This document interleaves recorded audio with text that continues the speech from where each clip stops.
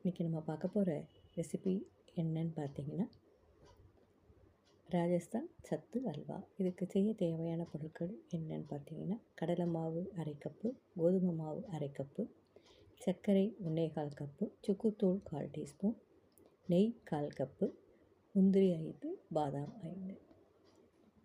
முதல்ல ஒரு ஸ்பூன் நெய் விட்டு இந்த பாதாமையும் முந்திரியும் நல்லா வறுத்துக்கோங்க. வறுத்து தனியாக எடுத்து வச்சுடுங்க.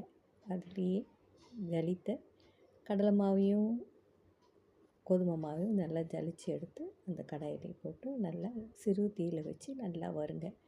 ஓரளவுக்கு நல்லா பச்சை வாசனை போய் மாவு வாசனை வரும் பொழுது அதுலேயே நெய், சர்க்கரை, சுக்குத்தூள் எல்லாத்தையும் போடுங்க.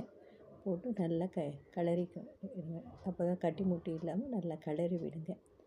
எல்லாம் ஒன்று சேர்ந்து அல்வா பாதத்துக்கு வரும் பொழுது எடுத்து ஒரு தட்டில் கொட்டி இந்த வறுத்து வச்சுருக்கிற முந்திரி, பாதாம் பருப்பு அது மேலே தூவி பரிமாறுங்க.